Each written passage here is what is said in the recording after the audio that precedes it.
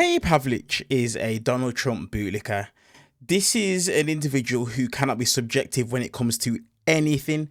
It literally has to be in Donald Trump's favor or else she's not going with it. Now, in this clip, we are going to see Democratic strategist and former Kamala Harris senior advisor Mike Nellis go head to head with Katie Pavlich in a discussion about Trump nepotism, as well as the Iran war, as well as gas prices. And Mike Nellis cuts through the consistent filibustering that it is that Pavlich tries and just completely dismantles her point by point. As usual, let's watch the clip in full, and then I'm going to give you guys my thoughts towards the end.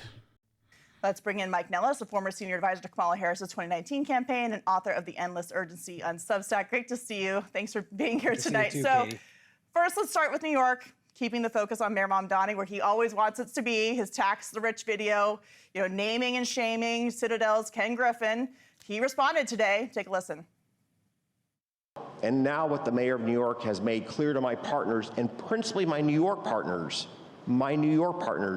is that we need to double down on our bet in Miami. All right, Mike, so they're leaving and they're taking all those jobs with them.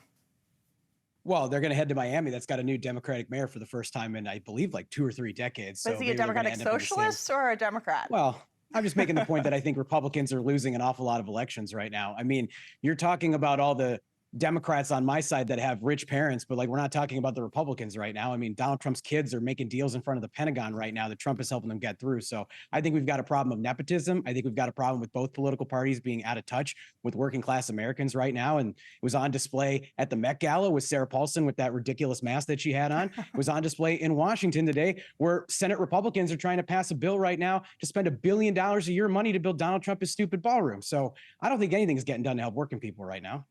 All right. Well, I understand you are opposed to the ballroom. That is something that is not for Donald Trump. It's for future leaders, and you know that. There are lots of events held for leaders all around the world in tents on the South Lawn of the White House. It's not great. But let's get back to the hypocrisy here. You say that Republican kids are making money. Yeah, but they're not also calling for the blood of capitalists to be taken in the streets like Hassan Piker. They're not standing outside of people's homes and shaming them for their success.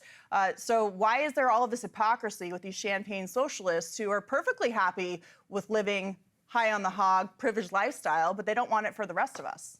Well, hey, look, I'm the first person to tell you that I think there are a lot of liberals who are living high on the hog that don't know what it's like to come from a working class family. And as somebody my mom stayed home and my dad was an FBI agent working on a government salary to raise us. Like, I came from basically nothing relative to a lot of these people. But again, that hypocrisy is abounds. Republicans are the first one to complain about welfare and SNAP and cut benefits and stuff like that. But we're governed by a billionaire right now. Donald Trump's got more billionaires in his cabinet who've never really worked a day in their life. His kids, they act like they hit a home run. They were born at the plate. Like, come on. Okay. So you're hypocrisy's arguing everywhere. That you can make the same argument everywhere. Donald Trump, whose father started a real estate business from scratch. Whose father started it from scratch. Who then passed it along, because that's what happens in real estate. You pass things along, you grow businesses to develop companies, not just in the United States, but all over the world, who employ thousands of working class people and support local economies, whether it's in Chicago, when it's in New York City. And so you can't say that they've never worked a day in their life, especially while you have Don Jr. and Eric Trump and Ivanka all standing on their own 2 feet when it comes to working inside that business. Katie, it's a very different scenario than taking your parents' money and then demanding that working class people, especially New York, pay more taxes to pay for your pet projects. All right, do I get a chance to answer, or are you going to filibuster me on your own show, Katie? I mean, your core argument is right that there are a lot of people in the country that are hypocrites on this stuff, but Donald Trump is the world's most famous Nepo baby, all right? His dad built that business. He handed it over. He basically ruined it. And the only reason he's been able to grow his net worth by so much is through outright corruption in Washington right now. In the last year, Donald Trump has made $4.5 billion to grow his net worth. He's got his kids selling contracts to the Pentagon for drone strike technology that's going to aid in this stupid war that they're doing in Iran, which the American people don't want, just like the ballroom, just like everything else that this president does. So if he wants to get to work to help support the American people, fine. But earlier today, Donald Trump said, I wrote it down just to make sure I said it to you, that gas prices being higher right now at $5 and $6 in most of the country is a small price to pay. A small price to pay for what? When you're a billionaire who's never really worked with your hands. Iran is nowhere near having a nuclear weapon, and the American people aren't buying that lie. No, they weren't. They weren't before the war. They weren't before. No, listen, Donald Trump cut up the Iran deal that Obama made, and now he's stuck in this situation. He can't figure out how to open his nuclear weapon. No, and it didn't, Katie, about and you know that. It did nothing about the ballistic missile program, which is really what they're also going after. Tulsi Gabbard herself said that they were nowhere near having a nuclear weapon. There's no justification for this war. The president and meanwhile, said, the average person watching this right now is paying $5 a gallon for gas. And that's why Donald Trump's approval rating is cratering. I understand. And I do think that $5 a gallon for gas is something that is hurting the American people, especially the working class. But the president has tried to explain that he believes it is in the best interest of the United States for the Iranian regime not to have a nuclear weapon, and that it will be over in due time. But I want to get over to LA before we let you go. Spencer Pratt, of course, is running for mayor. He highlighted how these progressive leaders insulate themselves from the consequences of their own policies. We had J.J. Smith on last night to talk about the consequences in San Francisco. There's this harm reduction program that actually does more harm than good. Is this a reality check for any of these folks who are in these positions? I mean, you can't tell me that working class voters in Wisconsin are happy looking at the policies of San Francisco and New York and that they want that to come into their neighborhoods or their congressional districts. I mean, probably not, but let's talk about Spencer Pratt for a second, because I thought that ad that they put together was really well done. But Spencer Pratt doesn't live in that trailer where his house used to be. He's living in another $2.5 million house. So maybe he should tell the truth about where he actually lives instead of trying to score cheap political points after something horrible happened, the natural disaster and the fires in LA.